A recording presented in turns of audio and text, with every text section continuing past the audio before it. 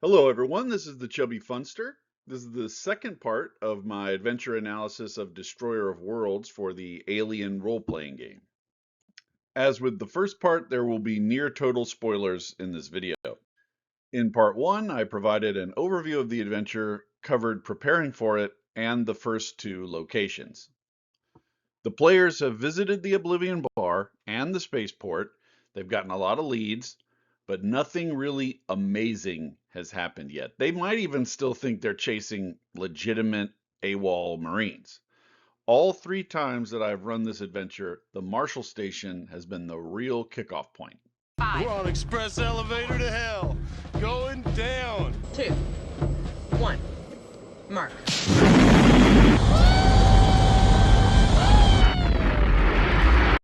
When they get here, the Marshal reveals that his deputies have picked up one of the AWOLs and they're keeping him in the holding area. And when they check him out, he's unresponsive, dead. Slime plops down on somebody's shoulder. It's time for initiative. This is a dramatic moment in a very tight, enclosed environment. Every time it has been incredible in its own unique way. My friend Eric Tenkar threw a grenade and then rolled under a cot in a different cell. I had other groups unload full clips into this thing. Flamethrowers, panic, chaos. It's great. Alien drones are tough as hell. They have an armor rating of 8. That means every time they take damage, they're rolling 8 dice and reducing the damage by 1 point for every success. And they don't even roll to hit. They just assume that they succeed and roll a d6 and inflict that on whoever is in their way. The fear factor at play is immense. This combat is the point when the players realize just what the hell they've gotten themselves into, and it's glorious to watch. Now, when they get here, the receptionist Olga can tell them that she's been getting reports of monster sightings all over the colony, and that that's kind of ridiculous. After the combat, it's much more serious of a problem. The Marshal still has Ivan Stoles in interrogation after you kill the alien, and with his heartburn, it adds an extra dimension. As I told in part one, I had a player who just lit this guy up with a flamethrower as soon as he said he had heartburn. Now you know why she was on edge. You can also access the comms here, as I discussed in part one, and you can learn about the old refinery. You could also infer from the lack of any reporting that something is going down at the medical facility. So let's look at information flow again. We have a pointer to the oil refinery from here, and we have one to the medical facility. There are a lot of little red herrings when you get to the medical facility. I believe the intent is to scatter the PCs so everyone is not concentrated around Carvalho when you do find him. It's a big place. The first guy you meet can't tell you much. There's a dock in Examination Bay 4, and there's 5 bodies in the morgue. Some PCs can break off to search recovery, and there is an elderly patient in Recovery 1. Recovery 2 has a screamer, though, so that's going to draw attention first.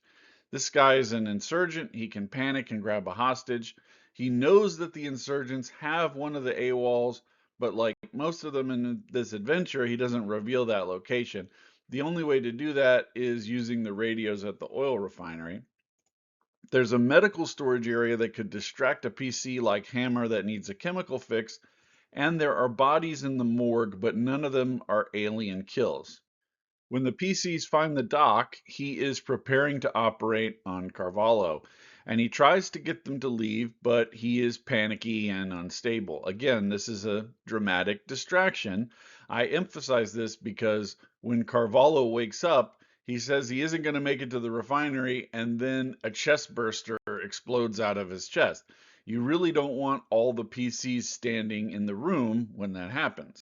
You want the PCs scattered around, dealing with different interaction points, and you want the players trying to talk down that insurgent who took a hostage. You want someone covering up their trip to the storage locker for special candy, running out of the morgue to see what's happening, people all over the place. This is part of what I mean when I say you need an experienced GM to pull this off in the best way. If the PCs go straight to the exam room as a group, they're going to be able to unload a ton of firepower on that chest burster right after it jumps out. It only has an armor rating of 2, and it has 2 health. Against the entire squad, it's just not much, but against 1 or 2 Marines, it could be really scary, especially if they came here before they go to the Marshal Station. And after this whole thing resolves, the doctor can tell the PCs that he has been looking at the medical scan and there are crazy things going on.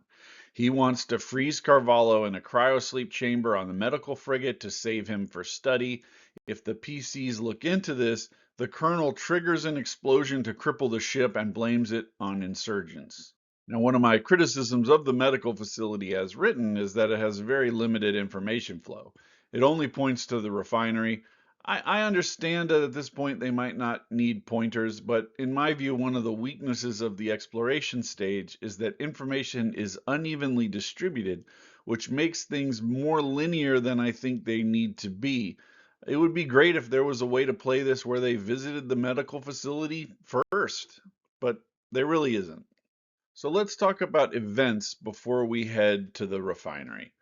I've mentioned these earlier, but they're an important part of the way this adventure works. The GM is supposed to drop these in as the players move around the colony during the exploration phase. There's one set for Act 2 and another for Act 3 that come along later.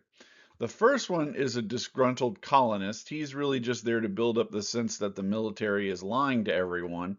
He points out that they're using the space elevator even though they said everything's on lockdown. The second one introduces blizzard conditions. I dropped this early and I maintain it for most of the exploration phase.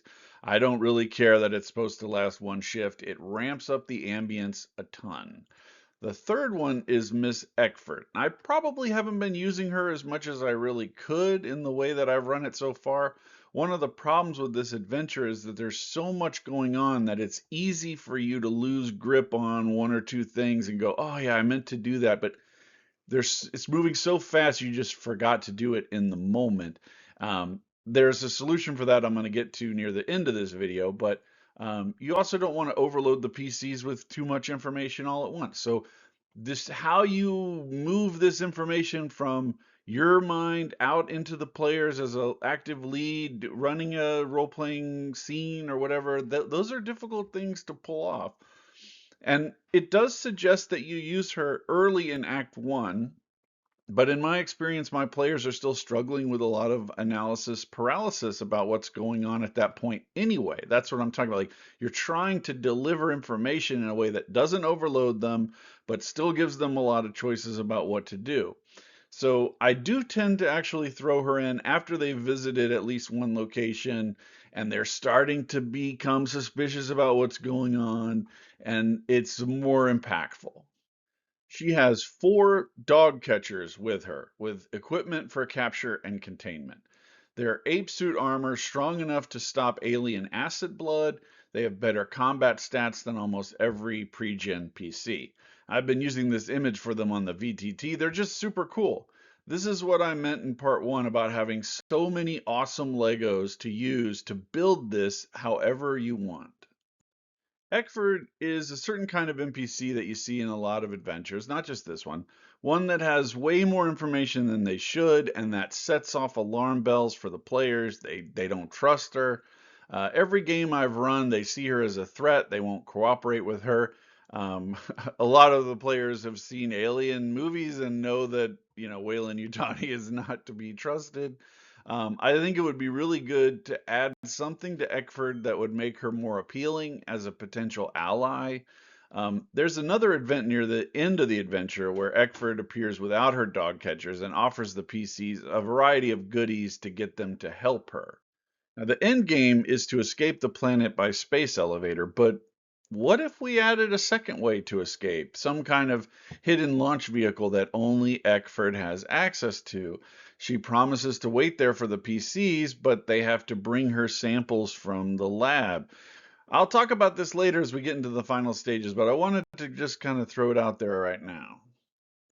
One event that I do make good use of is Corporal Wright. She's written in a very flexible way. She can engage from long range. She leaves shock grenades behind as she retreats.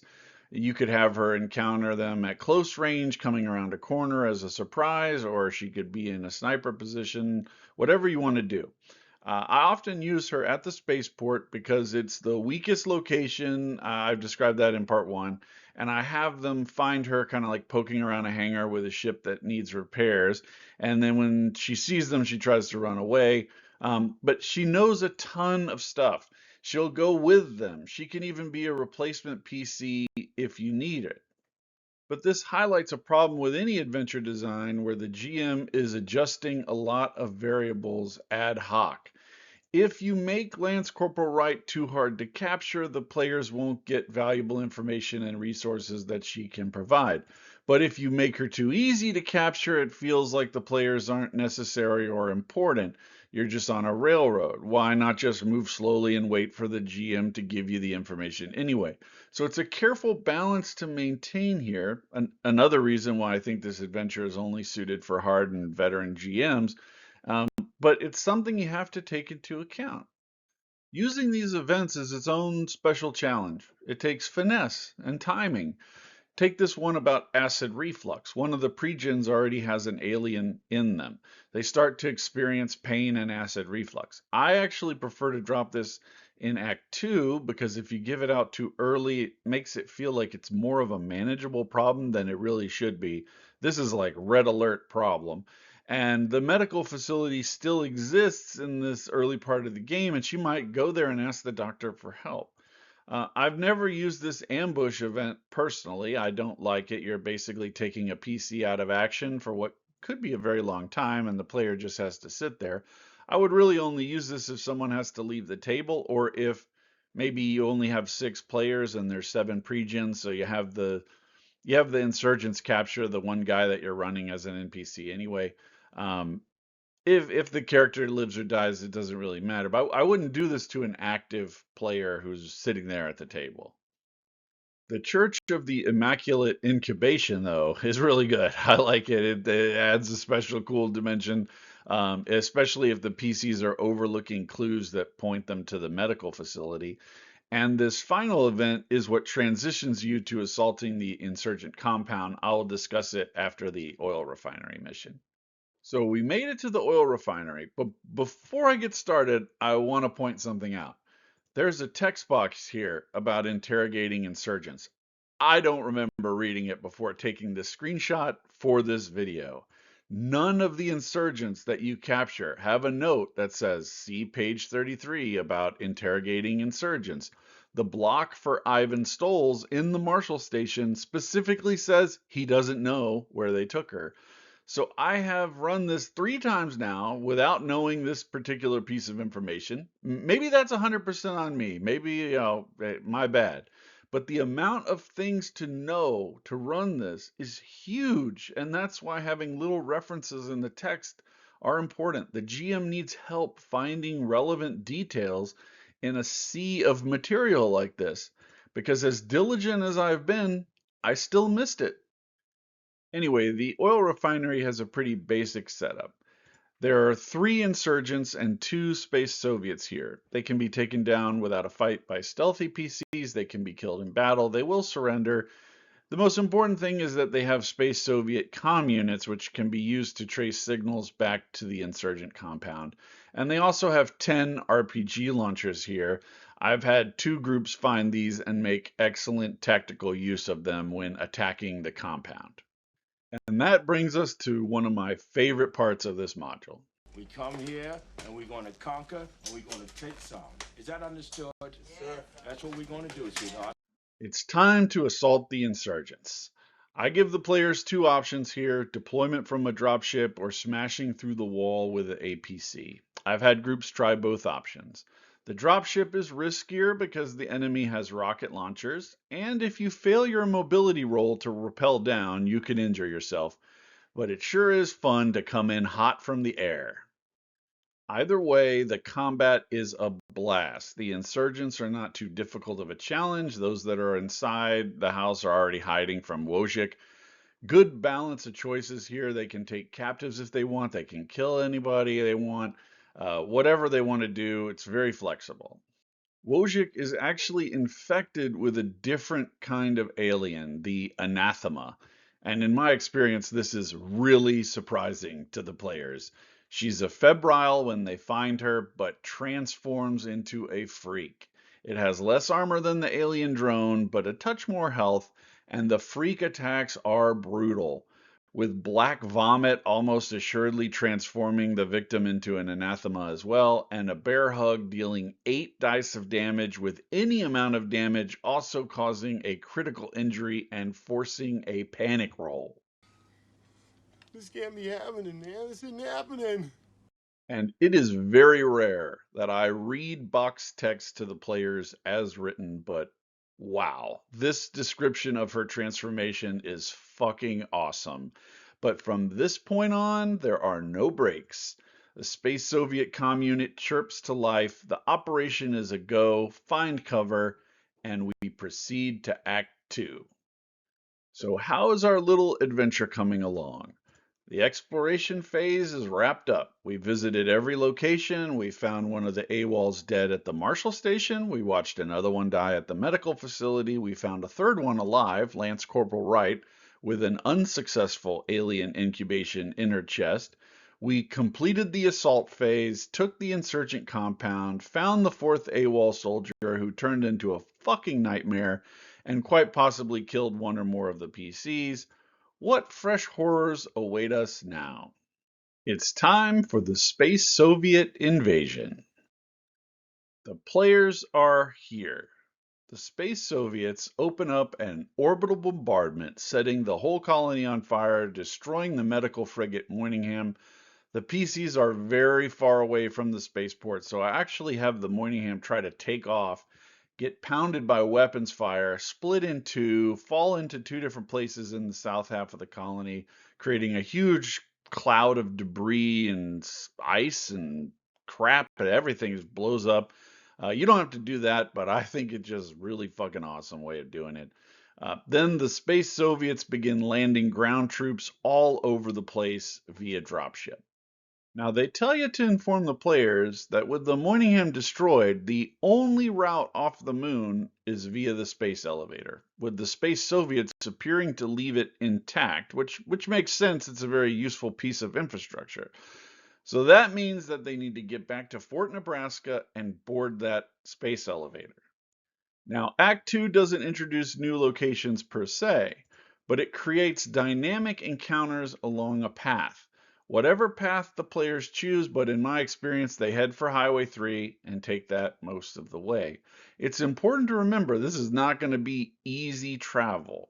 If they try to use a dropship, the text advises you to have it crash. 2 of my 3 groups used a dropship, so they were on foot.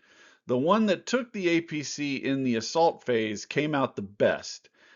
They were much better equipped to make it back alive. But this should be a really low point, and I do like to ease up a bit on the pressure for a few minutes and let them reflect on the terrible nature of the situation. Now what the fuck are we supposed to do? We're some real pretty shit now, man! So let's look at the Act 2 events. The first one kicks right off immediately. Bam! Chaplin's connection to the base is severed. I mentioned Chaplin a little in part 1. He is the only pre-gen PC with a required issue that's connected to the story, and this is it. See, Chaplin was being secretly controlled by JL, another more powerful synthetic back at the base. He has to keep this secret from the other players and roleplay it as JL. Secret agendas are a big part of the Alien RPG, and if you were all players, this is the point where you would actually find this out for the first time. This would be a total surprise to you. So this event breaks the connection, and now the player with Chappie can roleplay them as an honest, helpful member of the group. Unfortunately, the hunters are now the hunted. A Space Soviet commando team of synthetics lands to find their objective missing and begins tracking the players. These guys are heavy duty. Vice Sergeant Major Davidovich and all 8 of his commandos have better combat stats than the players. So even if the players were at max health and no stress, which of course they will not be at this point, this would be a really big challenge. And these guys are fucking crazy hard. And if a fight breaks out and you play them straight up, I think you're just going to TPK the party. Game over, man. It's game over. What the fuck are we gonna do now? What are we gonna do? I want to take a moment to say I'm totally fine with PC deaths. I regularly kill PCs, even entire parties. But there's a limited replayability in this module because of the way the knowledge and information works. So you're striking down a lot of players. You need to just be replacing them with, I guess, fresh Marines from this massive battle against the Space Soviets that's been kicked off. However, I really think that what's more likely to happen in reality is that a lot of GMs are going to pull punches and ease off the players so that they don't kill them. And I don't like that at all. I want to be able to role play and run the enemies as written, as strong as they should be. We just roll dice and you get whatever the result is. Anyway, so while they're being chased by the Space Soviet Death Squad, any attempt to move by dropship is going to crash. And there is an EMP burst attack at the end of this act anyway. So what I often do is have the EMP go off as soon as the Space Soviet troops deploy. They land, they get out of their dropships, and then boom, this goes off. So everyone's air units crash early. The APC might be disabled by this if you wanted. And it's a foregone conclusion that you're going to be on foot for this. There's a bunch of ways to play it. The manager of the bar can also be seen along this journey as well. She has medical supplies, weapons, food, but she wants the PCs to protect a bunch of civilians, which is probably going to be an impossible task at that point. So I don't know how that plays out for most people. There's also a sinkhole collapse as a result of oil-eating bacteria that the Marines used to scorched earth behind them as they were pulling out of here. That's a cool trap-like encounter. I think it's good. I wish there were more trap-like encounters in this adventure. The alien also keeps getting bigger inside that pregen Dante, who's infected already. I usually don't use this one until they actually get to the fort, so the player knows that they're on borrowed time. They really need to get to the lab and get cured before they die. There's also a tank encounter where insurgents are flanking a Marine tank and the PCs can intervene to help them. This is played out really great at the table. I think it's a great encounter. It feels real. It works really well. There's also a scene where the Space Soviets are preparing to execute a bunch of civilians. Again, I think that's also good. It's really important to portray Space Soviets as evil, not just a different military. Space communism has to be stopped. They're willing to come kill my dogs, kill my livestock, confiscate my livestock, and leave me with the choice of starve or serve this state system. And then Act 3 rolls in like a lion. A mammoth ship emerges in the sky over the colony and bombs it with black goo. You need to get some kind of shelter or enclosed suit with completely independent air supply, or you're toast. Now, on the bright side, this is going to negate most of the party's problems with the Space Soviets. I'm sure your players will be grateful. Hey, maybe you haven't been keeping up on current events, but we just got our asses kicked, pal. So things are looking pretty bleak at this point, but this also brings me to my point about organizing the adventure into 4 phases instead of 3 acts based on the player objectives. Some of Act 3's events take place outside of Fort Nebraska, and some take place inside Fort Nebraska. Now, I'm going to look at the exterior ones first as we close out Part 2, and then end before we go to Fort Nebraska in Part 3 of this video. I think they should have done the same in their organization, and I think it would have made it a lot easier for the GM to organize. So Act 3, things are going crazy. Black goo attack. We start with a encounter with horrific stuff. There's anathemas everywhere.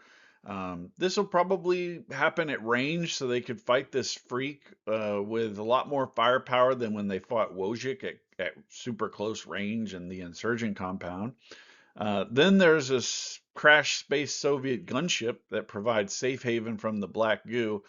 I've actually used this with players who didn't have their APC, so it gave them a place that they could take cover and survive the goo attack in the first place. Note that this also allows you to reveal a passage into the fort via the old oil pipeline, which is also useful since the automated guns on the fort will chew your ass up if you don't have an APC for protection. Then there's this poignant but depressing encounter with a terminal stage child dying of the black goo. And there are events for both Miss Eckford and Davidovich that allow the PCs to potentially ally with them. Now, maybe it's just my GMing or my players or something else, but I haven't had anyone trust these guys enough to ally with them. But they don't have much to bargain with anyway. So without trust, you need some kind of really tempting thing to get. What good is the offer of money from Eckford really? Are any of the characters going to be motivated by money at this point? I've had players in Alien kill themselves on purpose to try to wipe out the aliens so that they don't kill more people. So I don't know that money is going to make anything happen. And I play with Americans. Nobody's going to trust a space Soviet robot man. Fuck that shit. I think the adventure could really be improved by giving these guys something to actually offer the players, like I talked about earlier in this video. A way off-world that doesn't require the space elevator would be really great. If anybody has any cool ideas for this, drop them in the comments to this video. Now, as I said in part 1, getting your head around the contents of this module is a challenge. I've tried to organize them as best I can into boxes, but there's just a lot of stuff. And while this level of abstraction is helpful, it just isn't granular enough to effectively help you run the game at the table. So, what can you do about that? I use a simple text file as my primary reference when running the game. I make short notes on how to run any particular situation, not the full description. I can reference that if I need it, just simple notes, if-then statements, reminders, and so on. And I found this works really well. All right, sweethearts, what are you waiting for? Breakfast in bed? Another glorious day in the Corps. Now, surely I'm not the only person that makes information aids like this. If there weren't copyright issues, I'd distribute it, but I haven't seen shit from the corpos at Weyland-Yutani, so I'm just doing the best I can with what I have. This adventure creates an experience like no other, but it demands a lot from the GM, and I'm making these videos in the hope that more people can make the connections and build the adventure in a way that can be as rewarding for them as it has been for me. So coming up in part 3, we're going to get into Fort Nebraska. Hoorah! Will anyone make it out alive? Stay tuned to learn more. Chubby Funster out.